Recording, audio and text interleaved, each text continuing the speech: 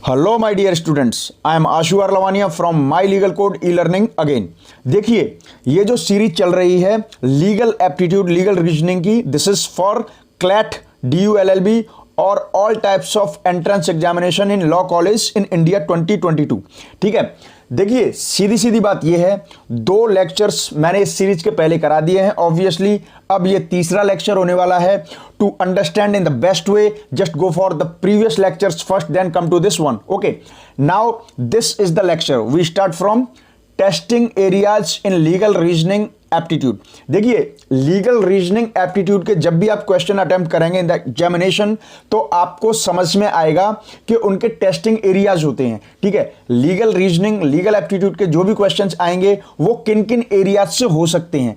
वो एरियाज हो सकते हैं आपके criminal law, law of torts, ये होते क्या है I will tell you later on. Okay, don't worry about that. Law of contract I will tell you later on again.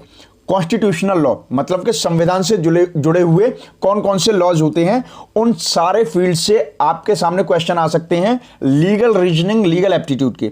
ठीक है, यहां तक कोई प्रॉब्लम नहीं है। और हां, यहां पर एक बात बता देता हूं, आपने प्रीवियस लेक्चर्स में देखा होगा, I gave you one example. Okay, तो वो जो एग्जाम्पल था यू कैन इजीली अंडरस्टैंड, आप आसानी से समझ सकते हैं कि वो जो एग्जाम्पल है वो क्रिमिनल लॉ से रिलेटेड है, because it was talking about the crime, theft. Okay, theft is a part of crime, everyone knows about this. ठीक है, और क्लैरिटी से मैं समझाता रहूंगा, बस बने रहिए इस वीडियो के साथ। देखिए, अब आगे बढ़ने पर मैं आपको एक और बात बताता हूं। जब थेफ्ट की हम बात कर रहे थे तो वो IPC मतलब Indian penal code, everyone knows that the law is run in the country through the Indian penal code. और भी सारे कुछ प्रोविजंस होते हैं, I will keep telling you later on, लेकिन अभी आपको सिर्फ और सिर्फ वही सुनना है, whatever I am saying to you. Okay, ज्यादा जानने की कोशिश में आप सब कुछ लैक कर देंगे, but here I will keep telling you, stick to the point. Okay, तो देखिए, IPC Indian penal code, IPC stands for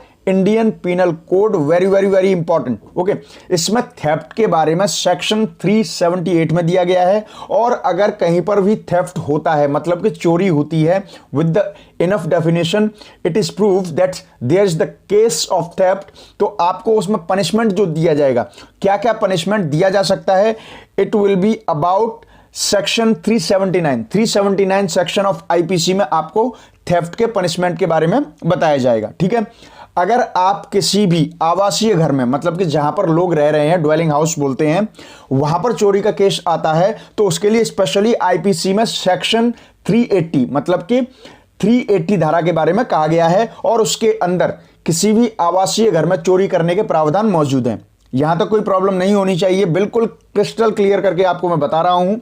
देखिए, जब भी लीगल रीजनिंग सेक्शन का क्वेश्चन आएगा तो यहां पर आपको ऑब्जेक्टिव टाइप क्वेश्चंस आने वाले हैं सारे एग्जामिनेशंस में, और उन ऑप्शंस में से आपको सही मोस्ट करेक्ट आंसर तक पहुंचना होता है। ठीक है, और देखिए, यहां पर जब भी मैं आपको आगे जो बताने वाला हूं, पूरी हेल्प करने वाला हूं, उसमें हम क्या करेंगे, अलग अलग तरीके के क्वेश्चंस को डिस्कस करेंगे जो आज तक प्रीवियस ईयर एग्जामिनेशंस में क्लैट या किसी भी premier law schools in India में लिया गया है, वहीं के क्वेश्चंस को पिक करेंगे, जिससे कि आपको क्वेश्चन का लेवल भी पता चले, and you can check your own performance with the level of the questions in the examination. ठीक है, ये सारी बातें आपको पता चलेंगी, इसीलिए प्रीवियस ईयर एग्जामिनेशंस के क्वेश्चंस हम यहां पर डिस्कस करने वाले हैं। देखिए, अब आगे बढ़ते हैं। आपकी लीगल रीजनिंग की जो स्किल्स हैं उनको चेक करने के लिए, जो कि आपके लॉ एंट्रेंस एग्जामिनेशंस में चेक की जाएंगी, आपकी लीगल रीजनिंग की स्किल्स, इसके लिए हम क्या करेंगे, एक एक करके हर एरिया का क्वेश्चन पिक करेंगे। ठीक है, इंपॉर्टेंट लीगल प्रिंसिपल्स को पढ़ेंगे इलस्ट्रेशंस के साथ, मतलब कि विद फुल एक्सप्लेनेशंस, ब्रेक करके with full explanations we will discuss about them, जिससे कि आपको बहुत ही अच्छे तरीके से समझ में आए, आपको सही तरीके से you will get the best way to apply principles. उन प्रिंसिपल्स को अप्लाई करने का जो बेस्ट वे है वो आपको पता चलेगा, किस तरीके से उन प्रिंसिपल्स को आप फैक्चुअल सिचुएशंस में बेस्ट तरीके से अप्लाई कर सकते हैं to arrive at the most correct answers, बिल्कुल करेक्ट आंसर तक पहुंचने के लिए स्टेप बाय स्टेप। ठीक है, यहां तक आपको कोई प्रॉब्लम नहीं होनी चाहिए। These are the steps, these are very very very necessary to come to the answer. Now number 1 section, criminal law. देखिए यहां पर हम क्रिमिनल लॉ के बारे में बात करेंगे। क्रिमिनल लॉ क्या होता है? मेंस रिया का प्रिंसिपल होता है। मेंस रिया मतलब कि एक्टस नॉन फेसिट रॉयम निसी मेंजेट रिया। ये एक लैटिन मैक्सिम होती है। I will tell you about the maxims also. These are very very very important for all the entrance examinations. Okay, I will tell you with the separate lectures about legal maxims. Okay, but now you need to memorize that this is maxim actus non facit roem nisi menget rea. इसका short में मतलब होता है mains रिया। और देखिए ये mains रिया ही principal होता है क्रिमिनल लॉ का। आपको क्रिमिनल लॉ कभी भी डिसाइड करना है what is criminal law and what is not, you need to go for the principle of mens rea. अब ये मेंस रिया होता क्या है? ठीक है, क्योंकि ये एक फंडामेंटल प्रिंसिपल होता है क्रिमिनल लॉ का, मूल सिद्धांत। मूल सिद्धांत हम बोलते हैं क्रिमिनल लॉ का मूल सिद्धांत होता है क्या? Mains rea. अब जब ये मूल सिद्धांत होता है so what it is after all, ये आफ्टर ऑल है क्या? मेंस रिया क्या है? डोंट वरी, मैं यहां पर बताने वाला हूं, बस कीप काम। देखिए एक्टस, एक्टस मतलब एक्ट। कोई भी एक्ट तब तक आपका क्राइम नहीं कहा जाएगा। आपने जब भी कोई इंसिडेंस किया है वो कब तक क्राइम नहीं कहा जाएगा? जब तक कि आपका उसके पीछे मेंटल इंटेंशन ना हो, मतलब कि आपका गिल्टी माइंड ना हो। अब ये क्या होता है? Don't worry, I tell you. देखिए इसका सीधा सीधा मतलब होता है कि अगर कोई क्राइम हुआ है, ठीक है, आप किसी को क्रिमिनल ठहराने वाले हैं तो उसके पहले यह चेक करना पड़ेगा कि क्राइम जिससे कहा जा रहा है कि इसने क्राइम किया है, क्या उसका क्रिमिनल इंटेंशन था? क्या वह उस क्राइम को इरादे से करना चाहता था या जल्दबाजी में हो गया है विदाउट एनी इंटेंशन, या बिना किसी इरादे के उससे गलती से हो गया है? कभी कभी क्या होता है कि किसी के हाथ में नाइफ है, ठीक है, वो जा रहा है लेकिन अचानक ठोकर लगी और वो गिर गया, लेकिन गिरते में उसके हाथ से किसी की उंगली कट गई या कोई भी किसी भी तरीके का जख्म हुआ। तो उसमें हुआ क्या? वो एक्सीडेंटली वहां पर गिरा, लेकिन उसका इंटेंशन नहीं था किसी की उंगली काटना या किसी को चाकू मारना।